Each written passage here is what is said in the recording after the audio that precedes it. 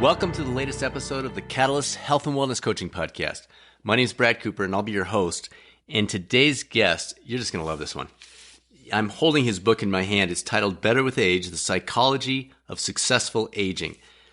Our guest's name is Alan Castel. He is a professor of cognitive psychology at UCLA.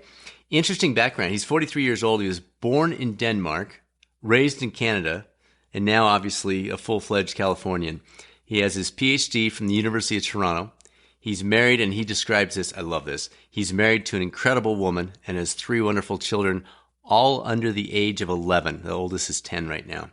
Great stuff, things that you can apply not only to your own life as you kind of go through the different phases. One of the things we talk through is, well, what do you do in your 30s, 40s, 50s, 60s to prepare to age well?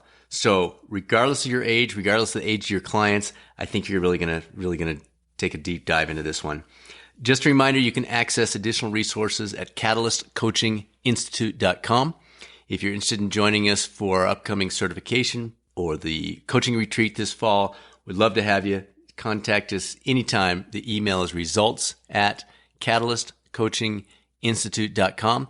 Or if you'd just like to talk through this whole thing called wellness coaching, if you're wondering how it fits into your career, if you're a clinician and you're wondering, is this something I could do on the side? Anything like that. That's what we do every day. So reach out. We'll set up some time to chat and we'll take it from there. But with that, let's move on to the latest episode of the Catalyst Health and Wellness Coaching Podcast.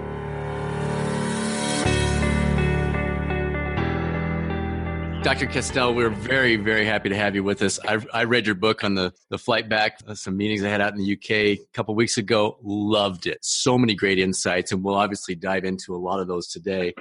Can you share a little bit about your journey and how you got to this point in your career? The audience knows your background, just kind of some of the areas that got you focused in this and kind of the journey along the way. Absolutely. Well, I'm a cognitive psychologist, so I'm very interested in how people think and how people remember. And growing up, I had older grandparents, and I noticed that they were very interesting. They told me stories that my parents didn't share with me. So I got a lot of early exposure to aging, but I also noticed, dementia, and I noticed differences that they could remember prices and stories from 20 years ago, but, maybe they walked a little bit slower or more forgetful. So I kind of fell into this field because I was interested in what happens to us as we get older. And that's kind of a continuous process. So not just when we're 60, 70, 80, but, myself and, 43, aging is happening. And some of these effects clearly are, could be thought of as declines, but I think the better way to conceptualize it is change. We're constantly changing and we're adapting. So my research is really interested in how people adapt to these changes, how people's attitudes might change, either for the better or for the worse regarding aging. Interesting. And was it really, if you think back and reflect a little bit, what is it really coming from that grandparent interaction, or was it that was the start, but then as you started moving into your 40s, you started looking at where am I heading? What do I want to do? What were there other things that kind of brought this to the point where you said, I got to write a book? Well, I think when we're young, we don't think too much about aging, or if we think about it, we think about it in negative ways, like how to avoid it. But I think I had some early exposure, and then some of the research I started doing really showed that older adults, despite having some changes in memory, were not struggling to the extent that some of the younger people were, who, college students who are just memorizing lots of stuff, but didn't have as much direction or wisdom in terms of like what's important. And so I noticed some of the older adults seem to have a little more awareness of what's important in life and what isn't. Don't sweat the small stuff sort of thing. And that's almost the challenge we have when we're younger, is we worry a lot. We don't know what's important. We're distracted. So I really became caught by these changes that can happen. And I've noticed, some older adults are really impressive role models for successful aging, but some aren't as well. And some of it is certainly due to health, but a lot of it seems to have an attitude component. And so I became interested, when does that attitude, come into play, and when is it formed? And I think it's formed early in life, and it can be formed based on our interactions with grandparents, older people in the community, and role models. So we have role models in lots of domains, whether it's, athletics, whether it's in our job, but what's our role model for aging? And that's kind of where I got into this book, where I interviewed many older adults, some of whom were, public figures like John Glenn, Maya Angelou, John Wooden, Jack LaLanne, and asked them, not just what are the secrets, but what do they do? And some of it was attitudinal. They really had a positive attitude, and some of the things that, they couldn't help themselves, right? They couldn't retire. So they also saw their shortcomings or the challenges. So I really tried to present the big picture about what it means to age well, not just focusing on kind of the genetic components. What about surprises? What have you been surprised to discover in your research about healthy aging or unhealthy aging? Yeah, well, I think that was one of the jumping off points, is that there are really some myths about aging. And some people think old age is kind of dreary or full of depressive thoughts. But if you're healthy and active, then that often isn't the case at all. Many older adults report high levels of life satisfaction. They feel busy, feel active. They're more confident about themselves, and they might have greater self-esteem and might be less self-conscious. And I think emotion regulation also changes. And that was kind of one of the big things, is a lot of the older adults had a more balanced perspective. They could appreciate kind of both sides of an argument, even if they were politically one way or the other, and they were curious to learn or focused on the things that at least they found interesting. So I think while habits can be more pronounced, and as we get older, often as we age, we're interested, especially if we're active, we're interested in learning new things or even traveling. So I think lifelong learning is really a part of successful aging, and we never stop learning just because we're not in school. We're essentially, most of the audience's wellness coaches are thinking about going into health and wellness coaching.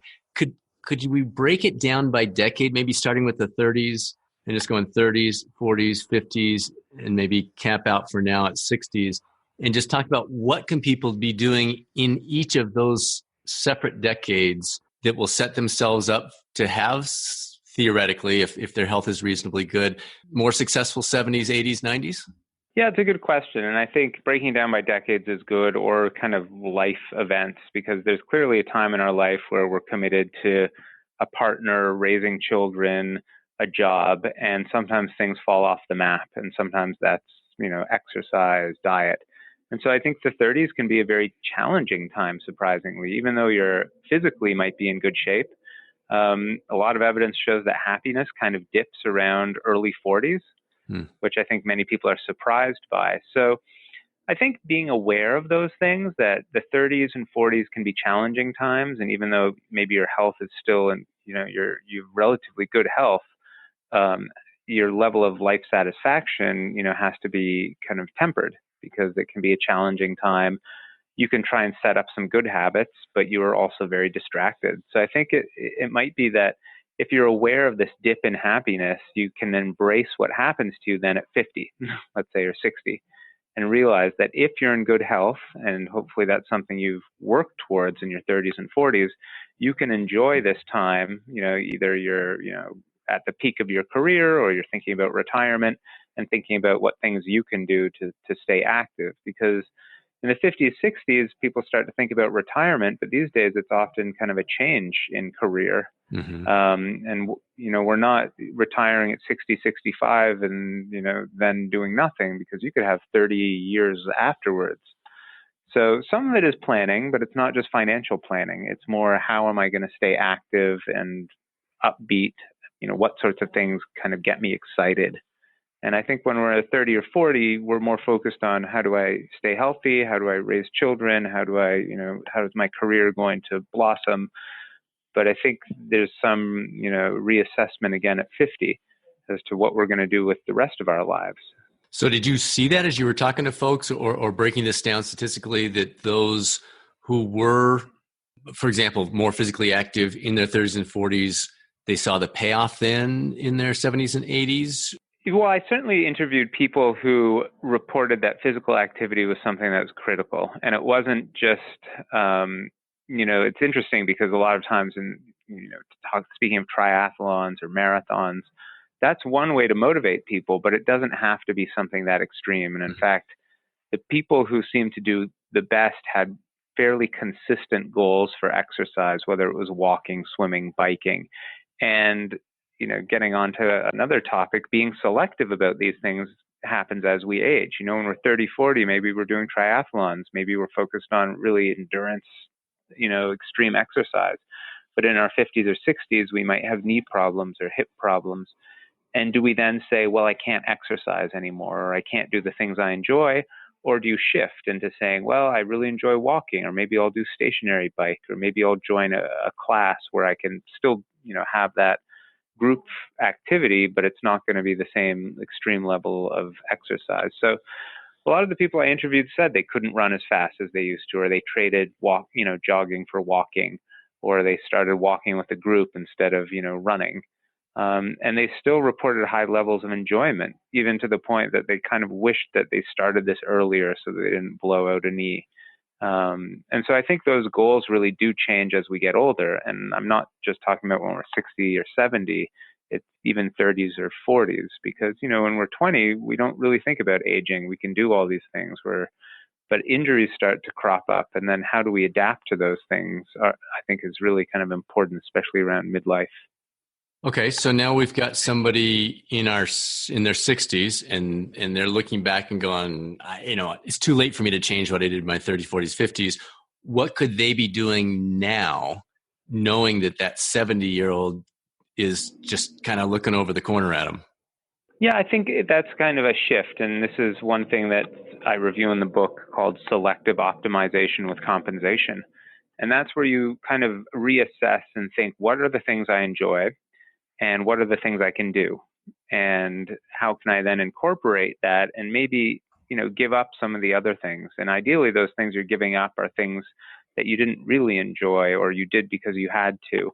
And, in terms of exercise, you might even focus more on things you hadn't thought of. Like one thing that's very critical, especially around 60, is balance. In fact, 1 in 3 Americans will experience a fall after the age of 60. Yeah. And we don't really think about that. We think about, exercise, but staying on your feet is probably the most important thing to think about. So having good balance is really critical. So training balance can be really important even before 60, but that's when you might experience this fall. So balance training can be pretty simple. You don't need to go to a yoga class. You can I do it actually when I'm brushing my teeth in the morning. I stand on one leg for 1 minute and then switch legs. And clearly, some days I'm better at it than others. And I know, maybe I'm not feeling well, but it gives me some sort of insight as to one of the most basic functions, which is balance, staying on your feet. It's, the cerebellum. These are things that are so important in terms of being active is being able to, avoid injuries. And a fall, at 60, 70, 80, can really be kind of a cascade into, murky waters, because a fall means you're less likely to be able to be physically active. We know being physically active is related to memory performance. And so all of these things, it sounds simple, but just being on your feet is a really important thing. Yeah, just being able to be on your feet. That's an excellent point. You kind of led into my next question. Exercise is obviously a consistent theme throughout your entire book. And for our listeners, that's good news, because that's a lot of times what they're talking to their clients about. Can you dive in a little bit more into those findings and the applications and implications of that? Yeah, and exercise is kind of a vague thing. You go to a doctor and they say you should get more exercise. Yeah. And you're like, oh, okay, I've heard that so many times. But the research is really critical here, because it's hard to really know, do crossword puzzles help? Do eating blueberries help? Those research studies, it's really hard to determine if the effect size is meaningful. And I can talk more about that. But the one study or set of studies that is really convincing is studies on walking. And walking is good for your body and your brain. And several studies have found that people who have walked, let's say 3 times a week for 40 minutes, show an increase in the size of the hippocampus. And that's a key part of the brain involved in memory. Mm-hmm. And this part of the brain typically declines after the age of 50 by about 1% every year.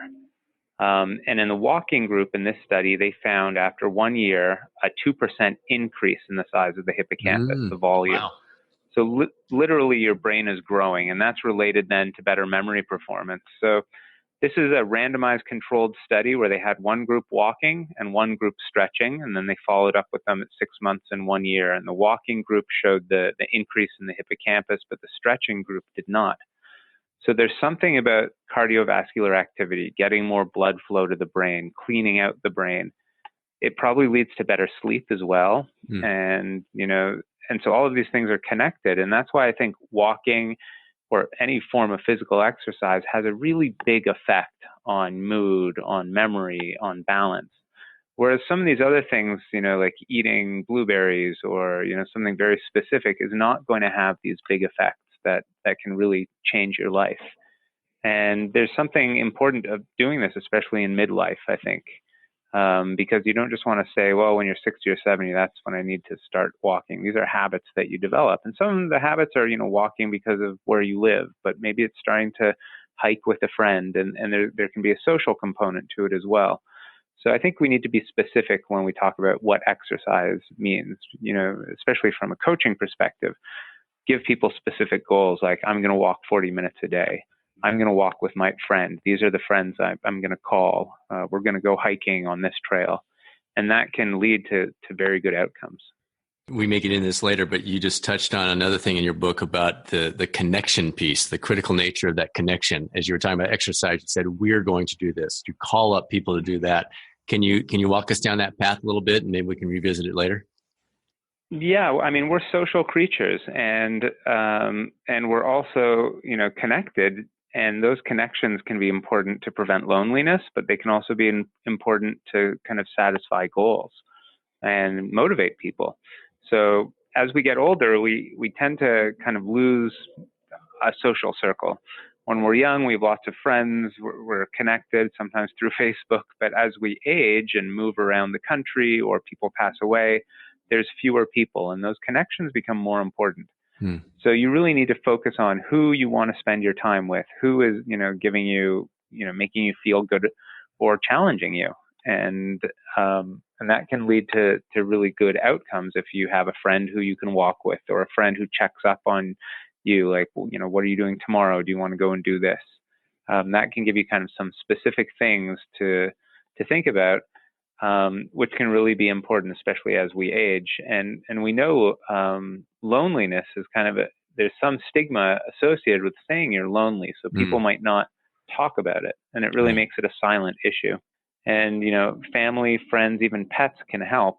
But often people need to have some regular interaction that makes them feel valued or understood. And sometimes that's just being a regular at a coffee shop, library, volunteer group, but an exercise class can be a great way to stay connected.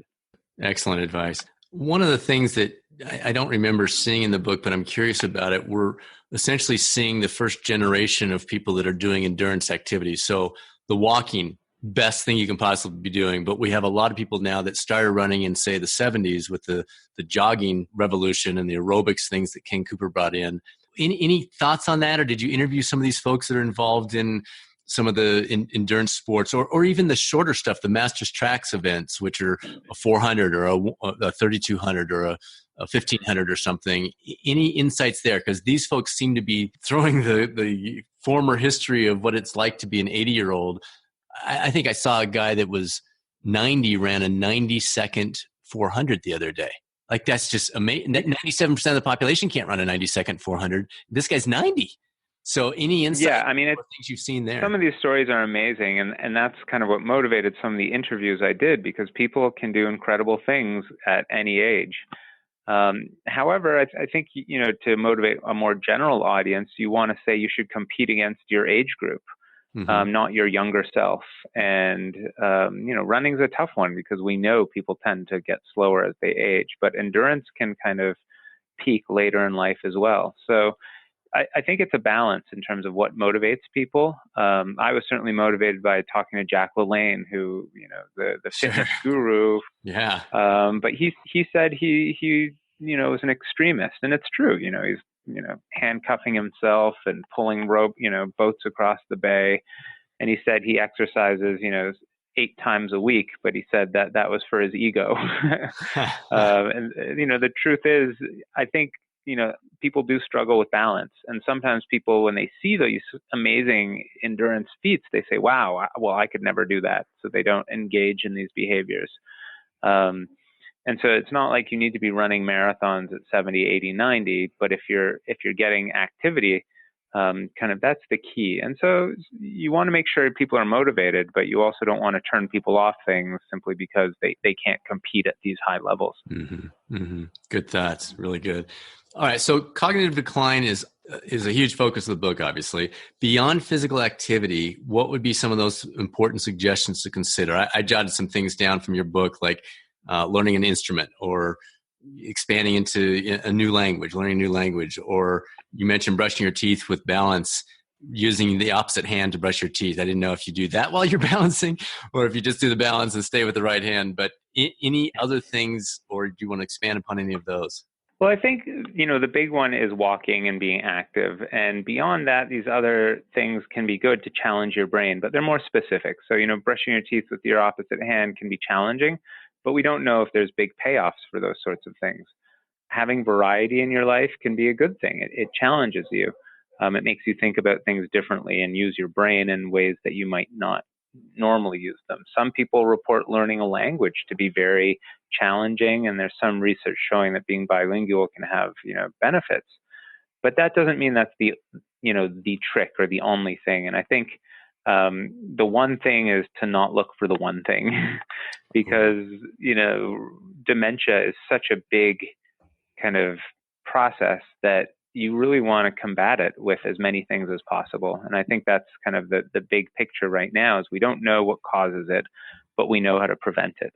And a prevention program really does consist of exercise, variety, connection. And those are kind of the big three, if anything, is being physically active, being socially active, and being cognitively active. And the types of activities you do, if you're into bird watching, great. But if you find that boring, that's fine. If you love chess, and I think that's the critical thing. A lot of people say, well, crossword puzzles, that's what you have to do. And there's actually no good evidence that shows that crossword puzzles is the activity. In fact, if anything, that might be something that gets better with age, is your ability to, work with the vocabulary. Sometimes we struggle with retrieving words, but our vocabulary tends to increase. So you might be strengthening a strength when you do those sorts of things. And that can, feel good and feel.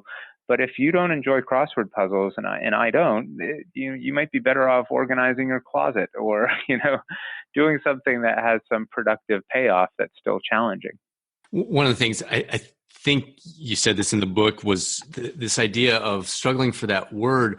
Well, part of that is you've got so many more words in your toolbox to pull from that it's like me trying to, look through my toolbox that has, 10 tools and an 80-year-old has 57 tools.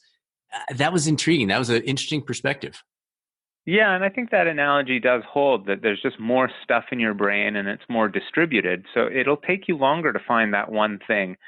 But at the same time, you might be retrieving related things. And that's why things like creativity can blossom with age, wisdom. You just have more that you can access. Now, you might not access it as quickly and as precisely as a younger person who might remember, oh, yeah, that guy's name is Paul. But you'll remember things like, oh, that person's trustworthy, or I've worked with this person before. So you might be retrieving more general things that are actually more valuable as opposed to kind of more precise things. And that's another thing, is sometimes we just need to be a little more patient as we get older, like, oh, that will come to me, or I can't remember it now, but I'll get it later. And the truth is, it's very rare that we need to remember something specifically instantaneously. And especially these days with Google and Wikipedia, you can always look something up. So I think, being savvy, knowing how your memory works, which we call metacognition, might actually improve with age, that you're more aware of, your memory strengths, but also the shortcomings of how memory works. And that might make you kind of a better user of your information, whereas a younger person is just accustomed to being able to learn and remember quickly. And there might be costs to that. Great advice. I love that quote you said a minute ago. The one thing is to not look for the one thing. That's going to be my takeaway. All right. So you addressed a whole bunch of myths in your book, which that was a fun part of the read. Everything from red wine to dark chocolate, the brain games and crosswords puzzles that you already mentioned here. Can you share a little bit more about those and maybe some others that you've taken a deeper dive into and what they mean for our audience? Yeah, well, there are some myths out there, and it's not that these are myths and they're completely wrong. It's just that the science doesn't really support them yet, or might not. But people seem to like really grasp the crossword puzzle one because it makes sense to them. Like you're using your brain, and that's. But doing more crossword puzzles doesn't translate to then better memory for where you parked your car or where you put your keys. And it's the same with a lot of the computer-based brain training. It's very sophisticated. It's very compelling, and we could spend hours doing it and we feel like we're getting better, and the truth is we're getting better at the game, but there's not much evidence yet that that transfers to the things that are meaningful, again, finding your keys or remembering a grandchild's name. And if anything, we need to be cautious because more screen time means being sedentary, and that can take away time from being physically active, from walking, from being on your feet.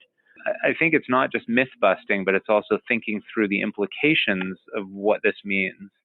It's the same with red wine, and sure, we'd love it if there certainly are ingredients in red wine that can be protective and help your brain. You just need a large amount of them to make a meaningful difference. I mean, And we was it know something that like that goes 70 along. gallons or something? I mean, your number was hilarious in the book. A lot of this is done in lab animals, and you can find these benefits. And at the theoretical level, that's very interesting and important. But you'd have to be ingesting a lot of chocolate and red wine, which it has that appeal, but it's going to have side effects, and it's going to have. So that's, I still think the one thing is it's not going to be one thing, and even exercise I don't think is one thing, because walking and balance and talking to someone, those are a lot of activities. It's very complex.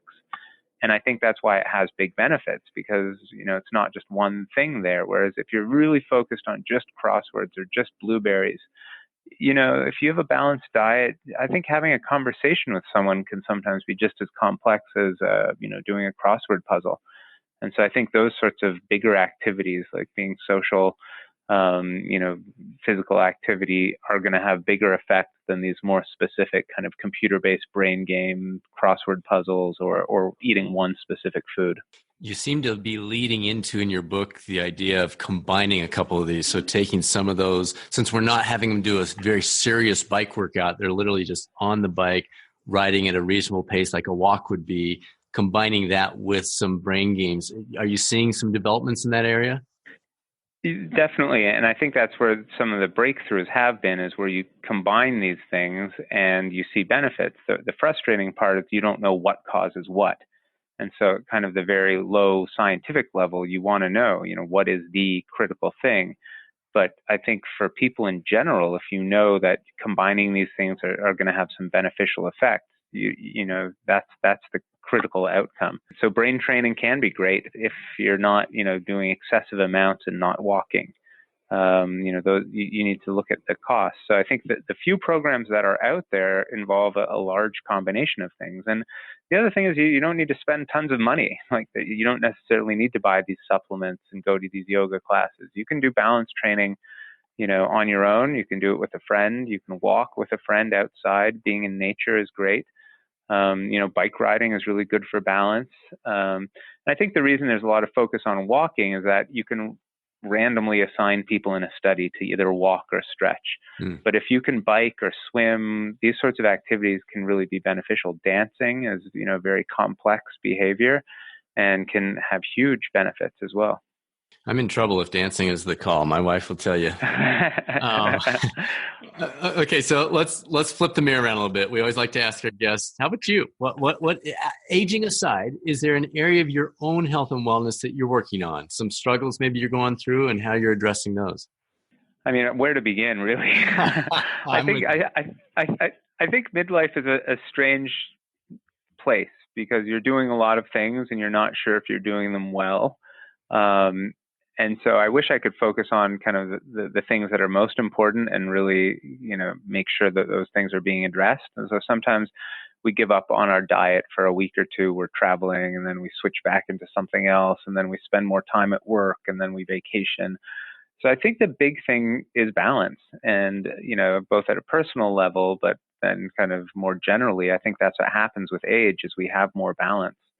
Um, not necessarily the physical, but we know what's important and what's not important. So I think I still struggle with that. Like I can, spend hours on some project and it really doesn't have big consequences. Whereas you really want to spend your time wisely. And I think that's what happens with age. It may be because as we get older, we know our time is limited. So we don't want to waste our time on things that are really not critical. And when we're younger, we're focused on, careers or how can we maximize something. So I think that's a constant struggle, and I don't think it's specific to myself, but you can see it when your diet, you can see it in your exercise routines. It would be great if every day I could do my balance training and walk for 40 minutes, but I don't. And so having a little more consistency is probably critical. And so as a professor of cognitive psychology, do you pull some of those tools in? You say, okay, come on, Alan, you got to get this. What would you tell somebody? Is there any of that kind of internal conversation going on for you? Just out of curiosity. I mean, I'm a memory expert and I forget things all the time. And my daughters will even tell me, maybe you shouldn't go and do these memory presentations when you, forgot to brush your teeth this morning or forgot, called me by my sister's name. And so I think the critical thing, especially again, early, midlife, is distraction. And if you really want to remember something, I know all the ways to do it and I can do it, but I don't always employ it because it's time consuming, it's effortful, and we're on our phone and we're juggling 14 different things. So if I really want to remember something, especially as I've noticed my memory's changed, I really have to be more focused about it and more effortful. And I can do it, but it takes time and energy, and it's embarrassing. I even tell people, well, I know memory, how it works, so I know why I forget these things.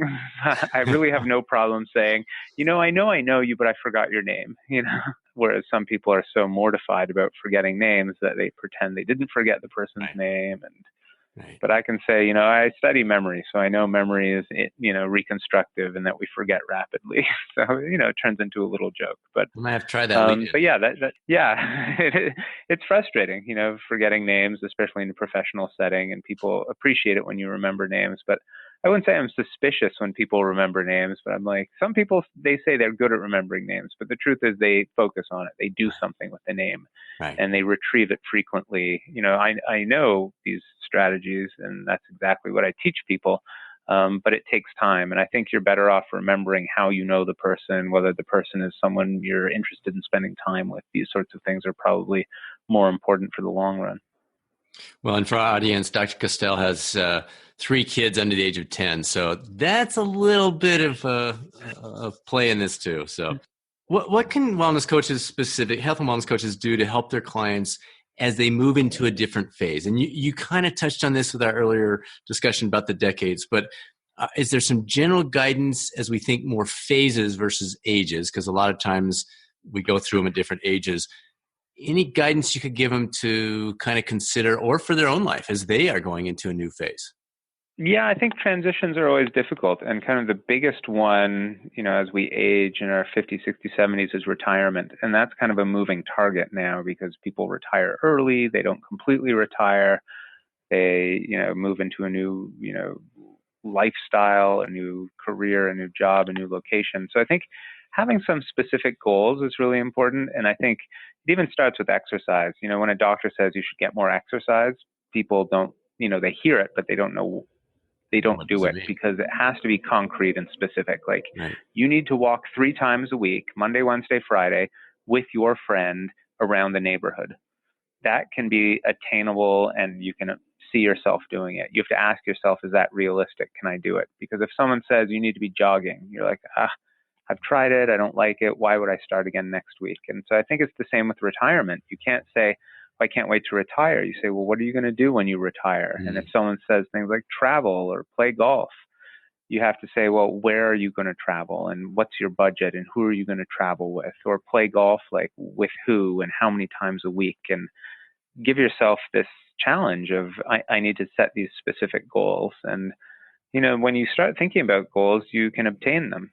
But when you have very abstract ideas of what you're going to do, you're going to be confused and likely disappointed because you don't really know how to achieve these things, and you don't know how you'll feel when you do these things. It's called affective forecasting. How do you know what you'll feel like when you're doing these things? And so kind of making specific goals, having people, there's a social component. Having people is probably what coaching is helpful for, is someone who's going to check up on you, ask you how you're doing. And sometimes it's good to have someone who's in the same boat as you as well. So someone who also wants to walk 3 times a week or wants to retire, or, sometimes when people move, when they retire, they're not as happy as they thought they would be, even though the weather's better. They've left behind a social circle, or they've left behind a job where they feel valued. So sometimes that can be very surprising. So I think thinking through those things can be really important. So it's really clarifying that vision, having a clear vision of where you want to be, what you want to be doing, almost beyond the goals piece. Absolutely. And you can even simulate it and try it out. Sometimes people say, well, I'm going to retire to Florida. It's like, well, why don't you go to Florida for a month and see how it is? Or talk to someone who's there, because again, this forecasting becomes really important. And we can set goals, and often these goals are like financial, like to save this much money and then you can retire and so on. But you also have to understand, what's my level of happiness when I move and leave behind these people. Maybe the weather's going to be better, but I don't know anyone. And maybe playing golf 3 times a week is a little too much, even though, there is such a thing as too much of a good thing sometimes. So, I think, again, achieving some balance is critical. Like, you don't want to be a workaholic so you can then retire and do nothing. That's a really extreme, difficult thing to do. So, yeah, having a vision, but some balance with that vision is probably going to lead to some level of satisfaction. Last question. Any final words of wisdom, something I haven't asked about that you'd like to share, you think for this audience would be really helpful? Well, I often share what John Wooden shared with me. He was the famous basketball coach at UCLA. And when I asked him what are the important things for successful aging, he said, well, the 2 most important words in life are love and balance. And he said, find who and what you love, and then have balance in your life, both mentally and physically. So I think that kind of sums up a lot of the things we've covered. And I think, focusing on these 2 things can lead to a healthy and happy and hopefully long life. And he lived to age 99. And he made a lot of use of those 99 years, didn't he? He did, both for himself and the people he was around. So he had a big impact, which I think is, another way to think. Instead of thinking about successful aging, we can also thinking about meaningful aging, adding meaning to our years, not just years. Yeah, I love that. Meaningful aging. So Dr. Castel, Better with Age, the psychology of successful aging. Thank you so much for joining us today. Great stuff. Thanks. It was great talking to you.